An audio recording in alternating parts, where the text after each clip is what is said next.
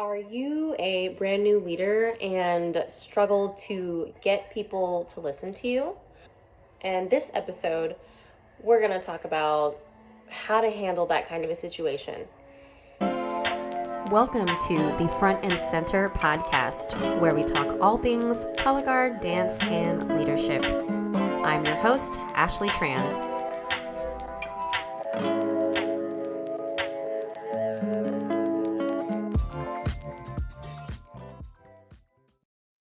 Hi, if you're listening on Spotify or Apple Podcasts, or if you're watching this video, hello. It's so fantastic to be back and to share what's on my heart when it comes to these kinds of topics. I absolutely love helping young leaders like you find their way in their leadership journey. So we're going to go ahead and dive in. Also, I really apologize about the audio quality of this video. I didn't take everything I needed to when I moved because I just didn't have the space for it. And so I'm going to be ordering a microphone because this sound quality is just terrible. And if you have stopped listening by this point, I don't blame you. I hope you didn't, but if you did, I get it. When you are trying to get people to listen to you, I think the foundational part of that is that you have got to be clear about what it is that you're saying. You have to speak with intention and think through what you're going to say before you say it. Kind of like what I'm trying to do right now. The clearer that you speak, the more likely someone is going to take it in.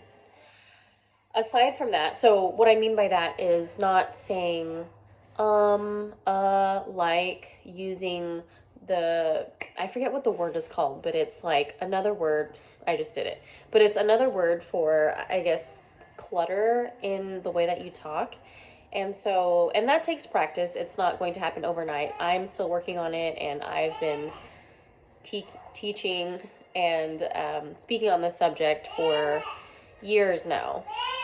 And if you hear my kid in the background, I'm sorry. I'm trying to hurry up and record before the sun goes down so that I can get these videos up, because I told myself I would get them done for the month of June, and it is now June 4th. It's June 4th, and so I'm hoping to get these up ASAP. And so, anyway, I apologize. I think that if people are not listening to what you're saying, I think there's a couple things you need to think about.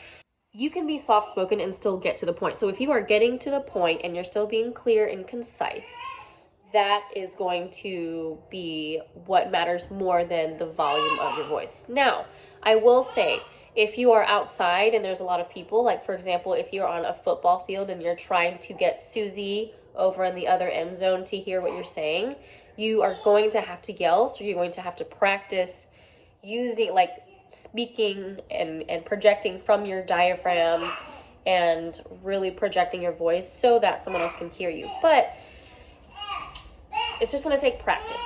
If you are trying to project to someone on the other side of the football field, obviously you cannot speak in a normal inside voice. You are going to have to practice projecting and using your diaphragm and raising your volume so that your teammates can hear you.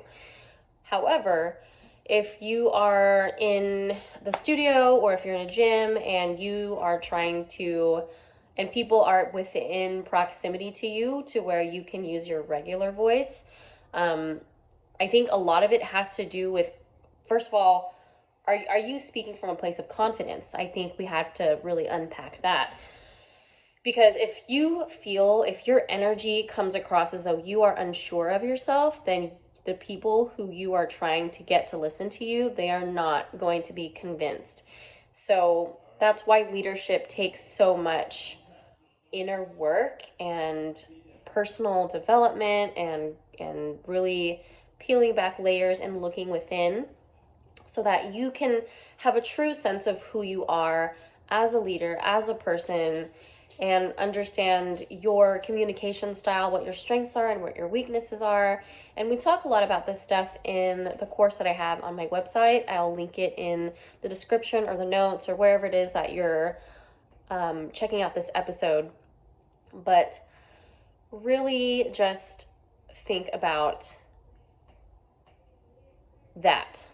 Are you confident in what you're saying? And if you are, then the next layer might be your volume. And that takes practice, okay? So just because you're not loud right now doesn't mean you can't be, it's not something you can grow into or figure out, because you totally can.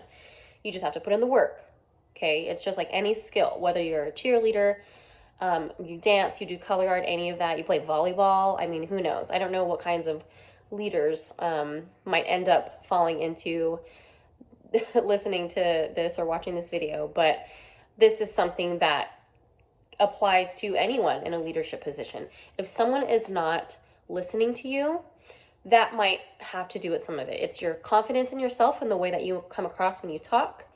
It might be your volume, or the third possibility, third layer component of it is it depends on the tone, you know? Are you yelling at people? Are you, what is your tone, you know? When you give instructions, are you saying, hey, you guys need to stop doing that? Or are you simply just being a matter of fact and saying, hey, we're not talking during practice, okay? No talking during practice. Thank you. Bye. Don't say it like that. I'm kind of joking. But the gist is that there's a difference between yelling at someone and like telling them what to do, or just stating a fact. Hey, we're not supposed to be talking right now. Let's stop. There's a difference, okay? It's tone can really change everything. And so you have to consider that too. What is your tone? How are you coming across when you speak to your teammates? Another thing to consider is, what is the relationship dynamic between you and your teammates that you are trying to get to listen to you? So, you know, kind of go through this checklist as you figure out as you work through these kinds of issues. And now you want to think, okay, you know, volume, tone, being concise and clear and sure of myself, my confidence, my self-confidence.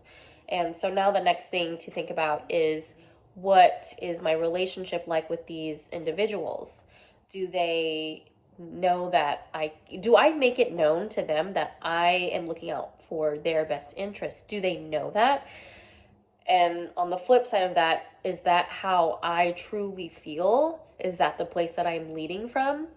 Because if you are simply just using your position as a title and as a flex, and you're not embracing the position in its entirety, you are going to have a problem getting people to listen to you, because then people are going to just simply think, oh, well, Susie doesn't really care about me. Susie only cares about herself, and she is only doing this for the glitz and the glamour and the glory, and to be able to tell people what to do.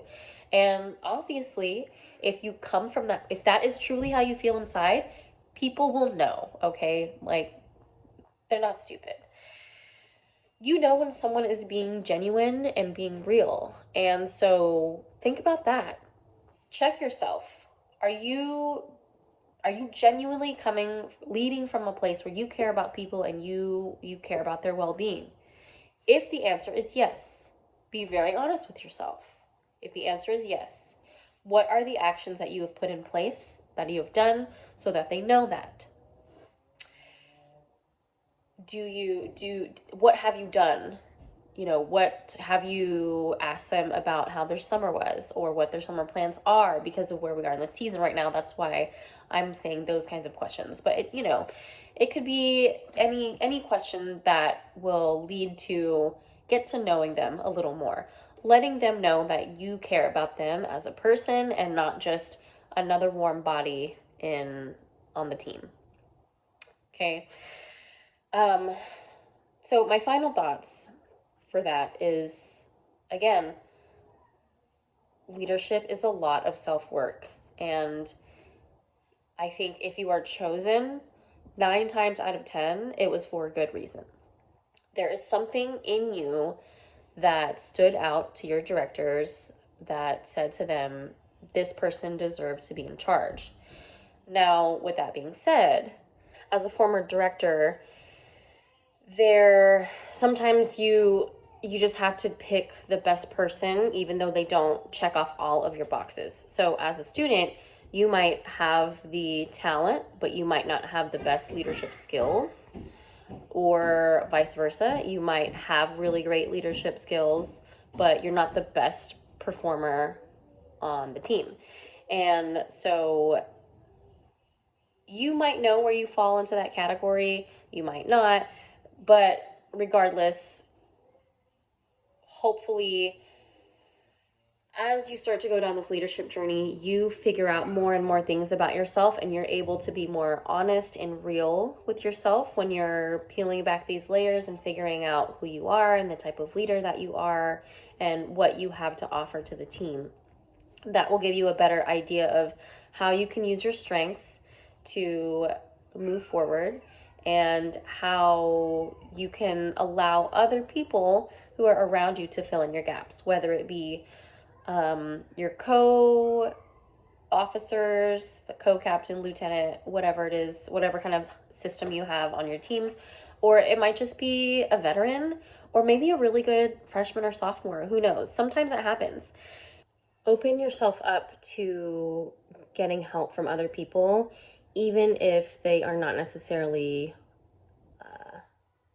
leaders. I think some of the best leaders are people who, number one, are confident in their skills and they know what it is that they're good at, but then they reach out to other people for help in areas that they're not as good in.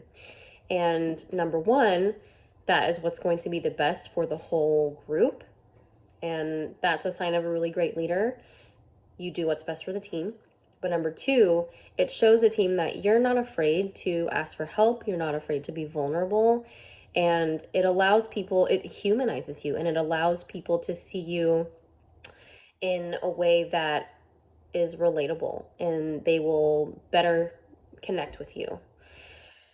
And so that is the gist of how I want to answer this question. I hope it was helpful. I have tons of more questions that have been submitted, and I'm going to be covering those questions as they come in these podcast episodes. So if you have a question, you can leave it in the comments, or you can shoot me an email at frontcenterperformance@gmail.com, or you can send me a DM at Front Center Performance on Instagram. And either way, I'll save those for later. I hope this was helpful. I really, really am rooting for you, and I just absolutely adore working with my teen girls, my teen leadership, people.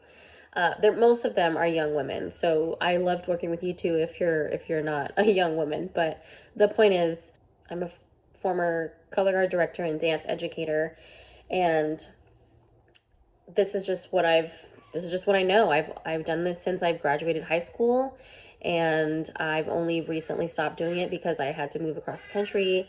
And so now I'm really wanting to take more time to help people like you who are trying to find your way as you navigate the turbulent, tricky waters that is leadership. But even if you feel like you have it figured out, sometimes there are little snags here and there you encounter along the way. No matter where you are on your journey, I'm rooting for you and I'm here for you. And thanks for listening, and I'll catch you in the next episode.